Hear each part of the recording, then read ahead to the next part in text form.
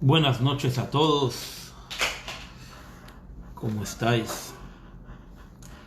Espero que estos días de virus, días en los cuales nos extra preocupamos por nuestra salud y por las distintas noticias que vamos recibiendo, y desgraciadamente escuchas que algunas personas más cercanas o más lejanas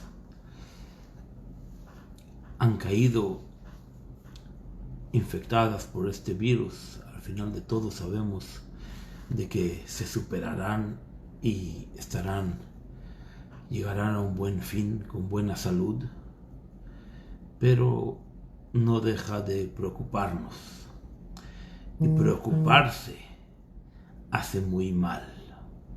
Cuando una persona está preocupada, no es capaz de pensar, no es capaz de actuar correctamente.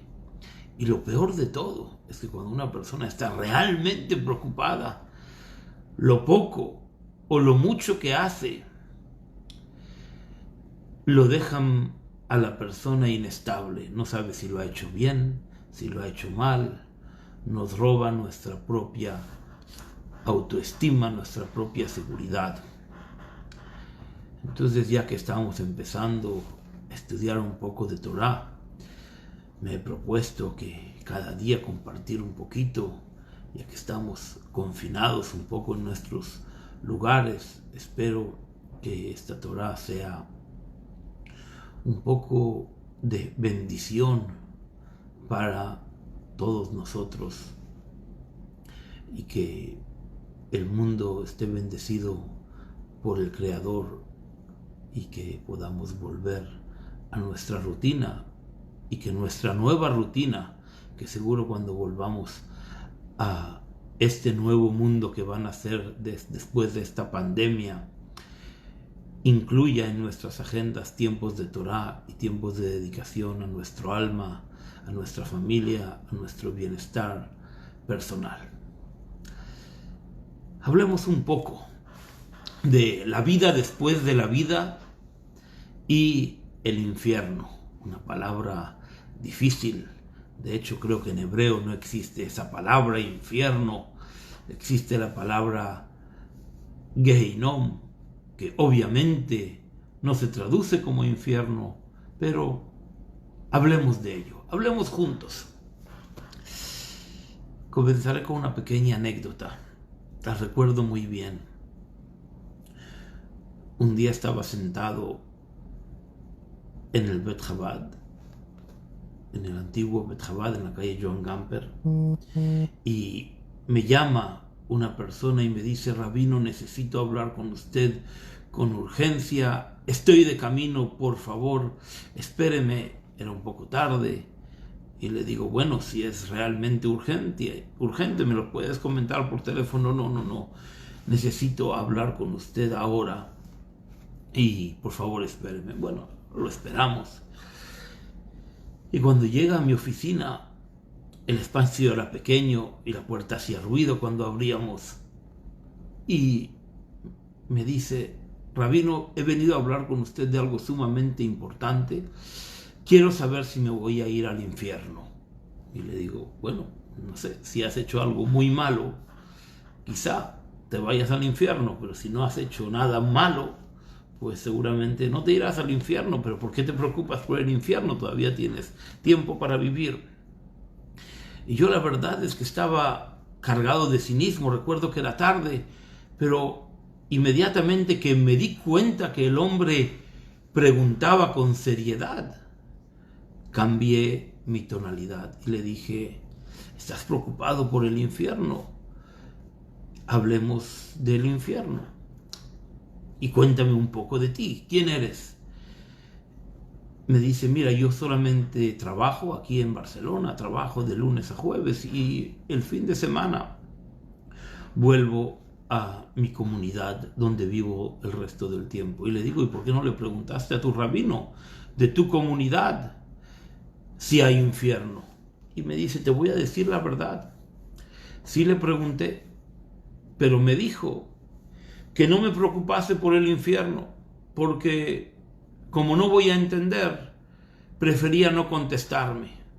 Pero como yo estoy preocupado, porque en mi trabajo siempre hablan de paraíso e infierno, al final me acabé quedando con la idea de que posiblemente me vaya yo al infierno y quiero saber qué es lo que me va a pasar y me preocupa. Inmediatamente llamé a aquel rabino de aquella ciudad y le digo, mira, fulano de tal me está preguntando si se va a ir al infierno y me ha dicho que te ha preguntado a ti sobre el infierno y tú le has contestado de que no se preocupe porque como no lo va a entender, entonces mejor no le dices qué es lo que hay. Y entonces yo le pregunté, ¿por qué no se lo dices? ¿Por qué no le explicas? Y entonces el rabino me contestó, me dice, el infierno es una cosa muy complicada. Ya el Talmud nos dice de que hay varias ideas sobre lo que significa el infierno. Y como no quería explicarle tantas ideas sobre nuestro futuro, preferí decirle que si no cree que ha hecho una cosa mala, que no se preocupe. Pero algunas veces nos preocupamos y nos interesa saber la realidad de lo que nos espera en la vida después de la vida. Es un tema central en el judaísmo. El tema central en el judaísmo es si realmente existe una realidad simple sobre lo que nos ocurre cuando nosotros dejamos de vivir. Y las respuestas simples no existen. De hecho, el Talmud trae 5 ideas sobre lo que es el infierno. El Gehinom, vamos a llevarlo como infierno para que nuestra charla en castellano sea más fácil. Y estas 5 ideas, ni una tiene que ver con la otra, pero todas concuerdan con un solo principio, y de ese principio vamos a hablar.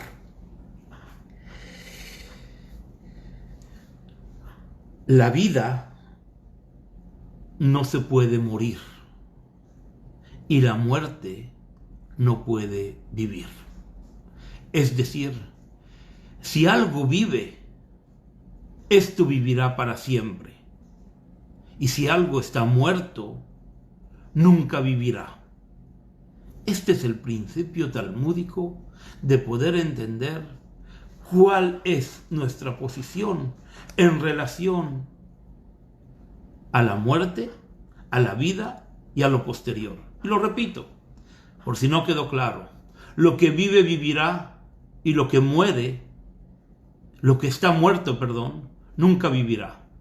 Lo que vive vivirá y lo muerto nunca será capaz de vivir. Es decir,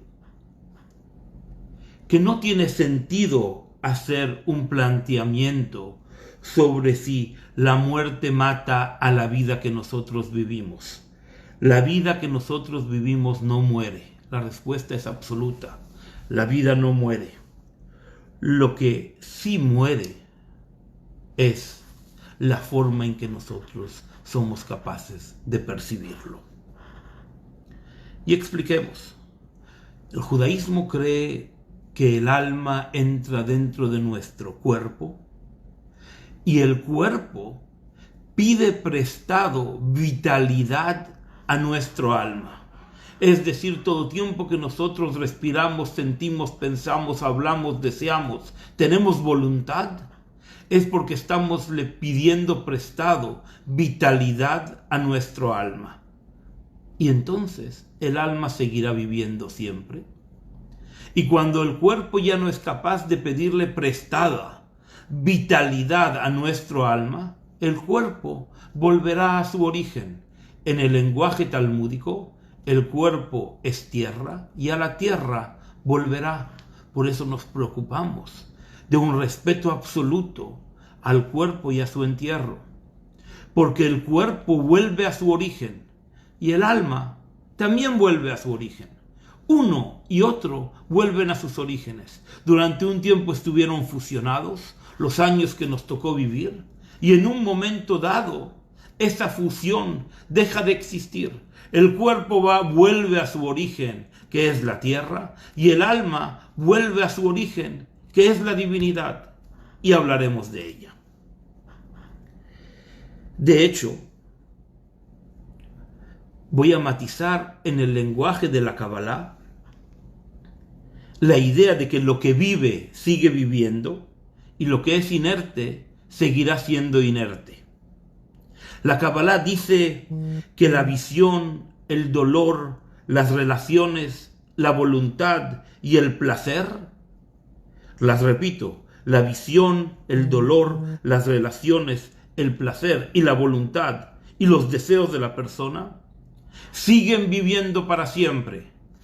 Cierto, es un axioma difícil de entender, pero la voluntad de una persona nunca muere.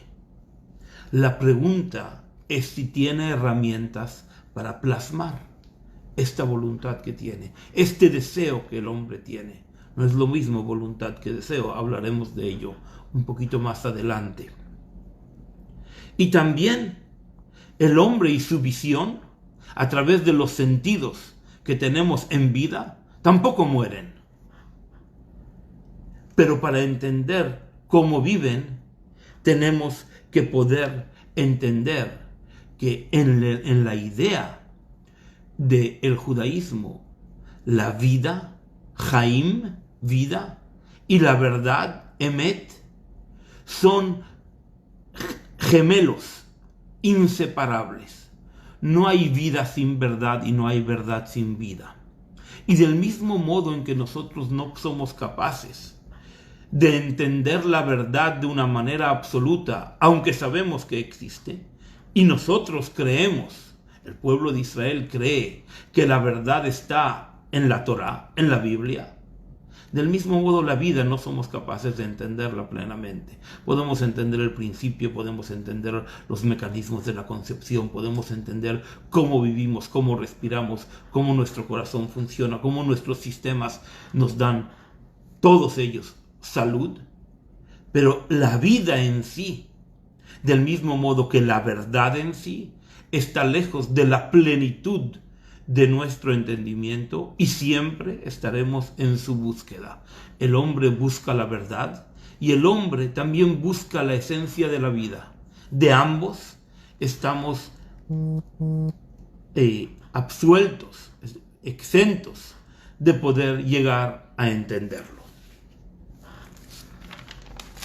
Pero sí sabemos una cosa, que la verdad y la vida se perciben a través del cuerpo humano, no a través de la Neshama.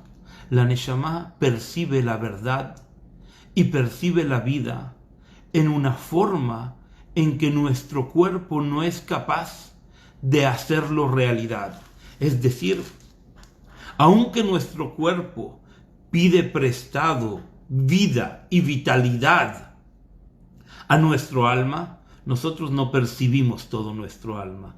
Del mismo modo en que nosotros no usamos toda nuestra fuerza intelectual que está en el cerebro. El hombre utiliza una parte. Algunos utilizan más y algunos utilizan menos. Algunos tienen más ideas y otros tienen menos ideas. Algunos tienen novedades y otros no tienen novedades. Y todos ellos reconocemos de que nosotros solamente utilizamos una parte del potencial que Hashem nos da en capacidad para vivir y vivenciar.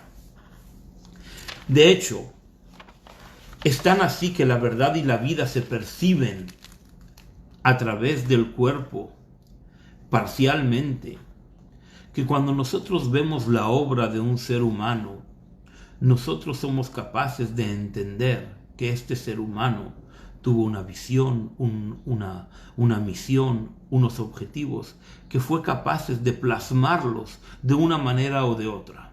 Algunos son grandes. Cuando nosotros vemos un Picasso colgado, no de mi pared todavía, pero de alguna pared, podemos percibir que este hombre era capaz de plasmar en la obra algo que la mayoría de nosotros no somos capaces de sentir, y por eso fascina a tantos. Así como nosotros no necesitamos tener a Picasso al lado de su obra para entender que su obra y su visión y sus objetivos viven, también del mismo modo nosotros no tenemos que ver nuestra vida como que acaba en el momento en que dejamos de respirar.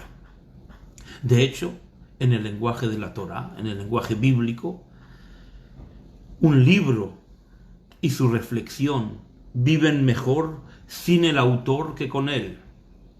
El autor de la Torá físicamente, Moshe Rabenu, cuando él estaba presente, tenía tanta presencia que el pueblo judío no era capaz de percibir la fuerza de la Torá. Justamente nosotros, después de tantas generaciones, que solamente mencionamos a Moshe como herramienta y porteador de la Torá, es que nosotros entendemos la fuerza de lo que él escribió en la Torá, expresando la voluntad de Hashem.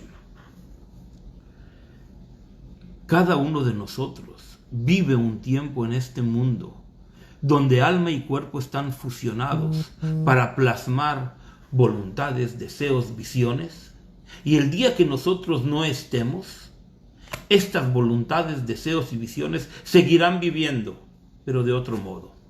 De hecho, aquello tan importante en la vida del judío, que es el Kadish, la Najalá, el Yizkor que hacemos para la memoria, nos relaciona nuevamente con el alma del ser. Y nos es importante hacerlo no porque nosotros mismos queremos hacerlo, sino porque el alma nos está llamando y nos dice: recuérdame, recuerda mis objetivos, recuerda lo que yo quise de ti, lo que nuestros abuelos nos pidieron que nosotros sigamos a través de las generaciones. Por ello, para el judío lo más importante es la continuidad, no porque nosotros amamos la vida en sí, sino porque nosotros tenemos un llamado que nos llama cada día y nos dice: tú, ¿cómo vas a seguir? ¿Tú cómo vas a hacer para darle forma a un nuevo eslabón en la cadena de nuestras familias? Y cada uno de nosotros es responsable para que no se interrumpa. Volvamos un momento a nuestro tema. Volvamos a la vida después de la vida y volvamos a la idea de infierno. Cuando vamos al cementerio y vemos que cuidamos los difuntos, es principalmente porque el cuerpo, la materia, se ha infectado potentemente del alma que estuvo dentro de él. Lo que nos llama no es el cuerpo, lo que nos llama es el alma, que sigue viviendo, como dijimos antes. De hecho, nunca murió, solamente se separó del vehículo que le daba la capacidad de manifestarse de forma continua. Ahora se manifiesta de una manera distinta. Por lo tanto, cuando nosotros hablamos de la vida después de la vida, no estamos hablando de la vida después de la vida. Lo que estamos diciendo es la vida. La vida, no hay después de la vida. Es la vida en sí. La pregunta es si nosotros somos capaces de seguir dando forma, si somos una antena capaz de captar la señal de las voluntades, de los deseos, de esta vida que hoy no está presente en un cuerpo, pero su vida sigue igual de vivo. No hay una interrupción entre la vida y después de la vida. Hay vida y hay cuerpo. El cuerpo vuelve a su origen, vuelve a la tierra y nosotros seguimos viviendo. De hecho, en la definición de vida podemos encontrar una palabra mágica. Nosotros, el judaísmo dice que cree en la resurrección de los muertos. ¿Saben qué significa la resurrección de los muertos? Es que el cuerpo va a volver a vivir con su alma. No dice resurrección de las almas, dice resurrección de los muertos. Lo que muere es el cuerpo va a volver a vivir. El alma sigue vivo en cada momento, nunca dejó de vivir. Ambos, alma y cuerpo, se volverán a fusionar. Harán un review, es como en las películas, podemos ir para atrás. Y cuando vamos para atrás, nosotros vamos a llegar a un momento en el que vamos para atrás en la vida, de aquellos seres queridos que nosotros tanto anhelamos volver a ver. Iremos para atrás en la película justo hasta el momento en el cual hubo una separación entre cuerpo y alma. Y ahora volveremos a vivir, volveremos a estar presentes con ellos, porque la resurrección de los muertos es la fusión de la vida y vitalidad del alma con el cuerpo que dejó de ser una herramienta para él, para el alma, para la neshama. El Talmud nos trae un ejemplo, el Talmud nos trae muchísimos ejemplos, pero hay uno que es interesante para ello. El Talmud dice que había un ciego y un manco que decidieron ir a robar frutas al campo del compañero. El ciego no veía y el manco no podía caminar. ¿Qué hicieron? El manco se subió encima del ciego y fueron caminando hasta robar. Obviamente que un manco y un ciego caminando fue muy fácil para la policía poder agarrarlos. Cuando llegaron frente al juez, el juez les dijo: al ciego no lo puedo juzgar y al manco tampoco lo puedo juzgar. Se necesitan ambos, es decir, les dijo el juez: los voy a castigar solamente cuando estén juntos. Si el ciego y el manco deciden uno estar encima del otro de forma permanente, merecen un castigo. Pero si ustedes se comprometen a cada uno vivir con su desgracia, al ciego con la ceguera y al manco con su inutilidad, están exentos.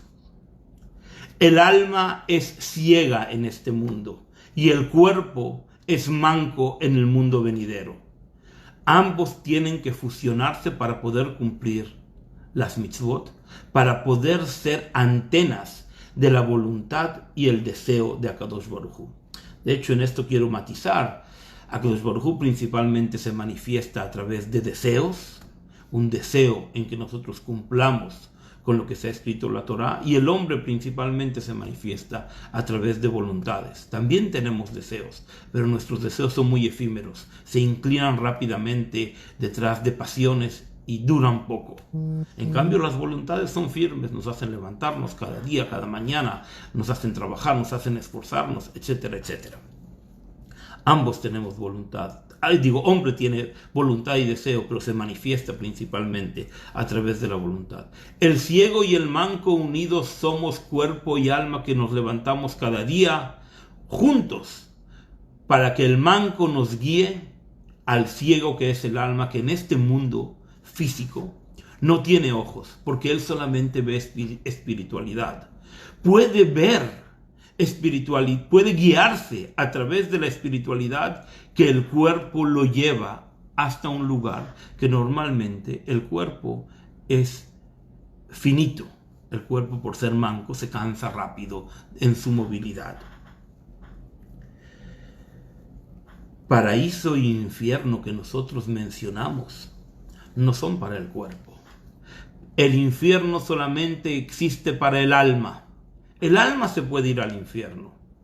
Si nosotros nos vamos a ir al infierno, la respuesta es no. Nadie de nosotros en la forma en que vive se va a ir al infierno. Solamente el alma puede llegar al infierno, pero también puede llegar al paraíso. Y ahora vamos a explicar. El cuerpo y el alma están fusionados cumpliendo la voluntad de Hashem. Pero para que puedan cumplir con la voluntad de Hashem, también tienen que tener un libre albedrío, tienen que tener una libre elección. Y en la libre elección está la capacidad del hombre de elegir si quiere hablar ese lenguaje que posiblemente haga que al final de su vida el alma, cuando vuelva a su estado divino, tenga que pasar por el infierno. Y expliquemos.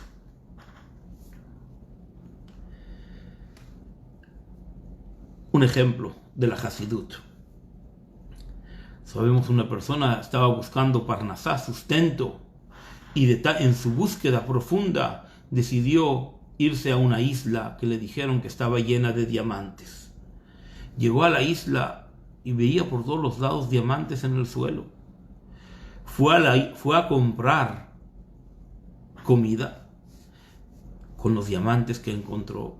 Y el tendero le dice: no, aquí no aceptamos diamantes como pago. Lo único que aceptamos en este lugar es cebollas. Si tienes cebollas, entonces podrás pagar todo lo que necesitas. Volvió otra vez a su hogar. Trajo unas cebollas, las plantó y entonces se volvió millonario en la isla.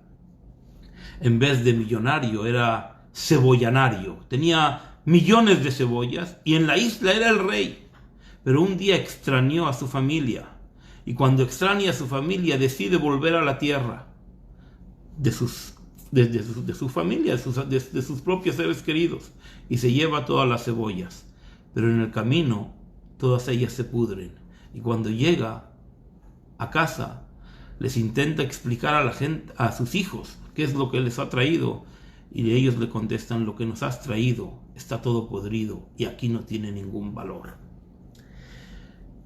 Cuando nosotros trabajamos con nuestro alma, el alma y el cuerpo están fusionados y de hecho es como que uno infecta al otro. Y principalmente el cuerpo infecta al alma. Durante todos estos años que nosotros vivimos aquí, el alma empieza a entender de los deseos que el hombre tiene y sus debilidades. Y entonces el alma empieza a hablar un lenguaje extraño. El alma empieza a hablar en chino y entiende lo que nuestro cuerpo le dice.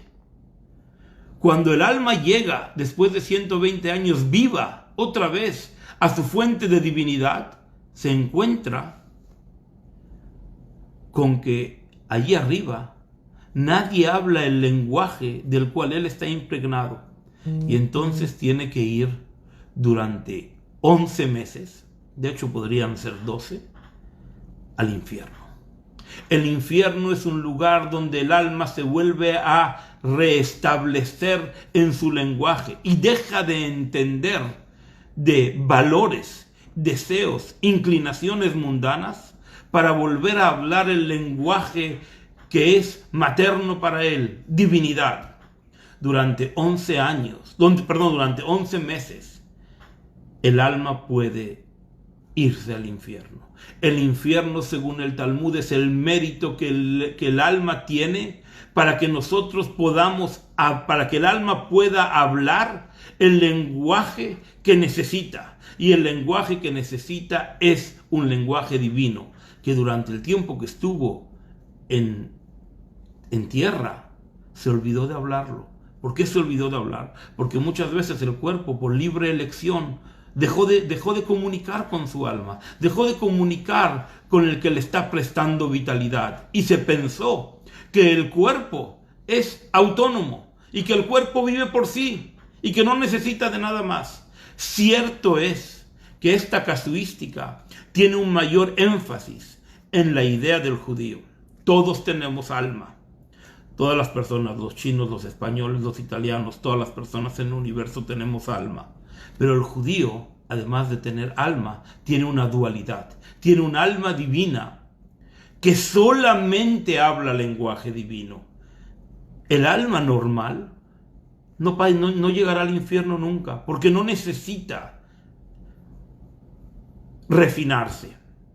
Y de hecho, según algunas ideas en el Talmud, si la persona elige por elección propia olvidarse de su trabajo, de hacer tikkun olam, de arreglar este mundo con la divinidad, tampoco irá al infierno. El alma volverá, se desprenderá, no tendrá lenguaje ni recuerdo con su descendencia, ni con el cuerpo que descansa en el cementerio, y simplemente se dedicará a estar perdida en el limbo espiritual de la divinidad. Pero si nosotros queremos que nuestro alma siga conectando y que nuestras visiones, nuestras opciones, nuestras realidades, nuestras voluntades y nuestros deseos vivan después de que nuestro cuerpo ya no vive, tenemos que elegir querer trabajar a Dios a través de nuestro alma divina. Y si hacemos esa elección, el infierno, el Gehinom, es solamente un preámbulo para que el alma pueda finalmente después llegar al Gan Eden, al paraíso, Y cuando llegue al paraíso, va a poder seguir viviendo en su espiritualidad plena y al mismo tiempo conectando con los que estamos aquí vivos y queremos sentir espiritualidad, especialmente de nuestros seres queridos. Y por eso decimos que en momentos de alegría el alma viene y se manifiesta aquí abajo, en los Brit Milá, en las bodas, en los momentos alegres, también en los momentos de memoria. 3 generaciones bajan y nos acompañan y empiezan a hablar con nosotros y nos dicen cómo sentir, cómo alegrarnos, cómo manifestarnos, cómo ser parte de esa cadena eterna de judaísmo, que nosotros, cuando estamos vivos, somos los únicos representantes en la dualidad, donde somos vivos en el alma y somos vivenciales en el cuerpo, que un día volverá a ser inerte. Cuando sea Tchiat HaMetim, cuando haya la resurrección de los muertos, volveremos para atrás y todas las almas y todos los cuerpos volverán a vivir y a compartir. De hecho, cuando nosotros nos fijamos en las mitzvot de luto, hay varias facetas: 7 días, 30 días, 11 meses, 1 año, que principalmente son estaciones en las cuales hay mayor o menor empatía con los seres vivos. Los 7 días de duelo no son 7 días de tristeza, son 7 días que nosotros debemos de aprovechar para hablar de las voluntades, de las opciones que la persona que dejó de estar conectada con su cuerpo quería hacer y vivir para transformar este mundo en un mundo mejor, y aportó un granito de arena, o puede ser muchos granos de arena, que aportó para que este mundo se manifieste de mejor manera. Y por ello, durante todo este proceso de duelo, el hombre debe de sentir empatía. Durante 7 días no trabajamos porque tenemos que dedicarnos plenamente a hablar y recordar de quién es el alma que nos ha abandonado. ¿Para qué ha abandonado? Para seguir viviendo. Y si sigue viviendo, entonces tiene oportunidad de hacer crecer a su ser y también a los seres queridos que le seguimos. Y entonces, cuando preguntamos, ¿hay infierno?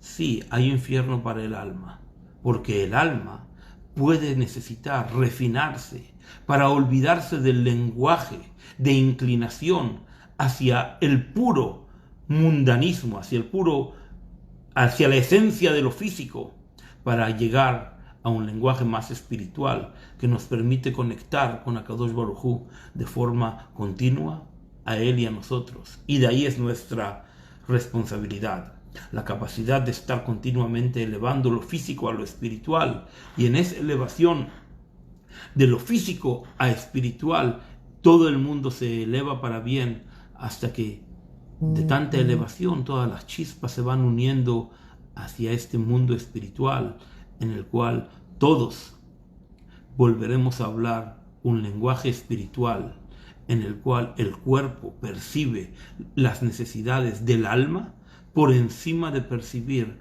las necesidades de su cuerpo.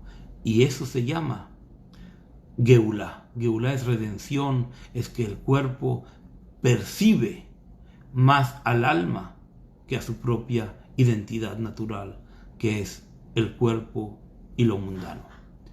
Muchas gracias y buenas noches.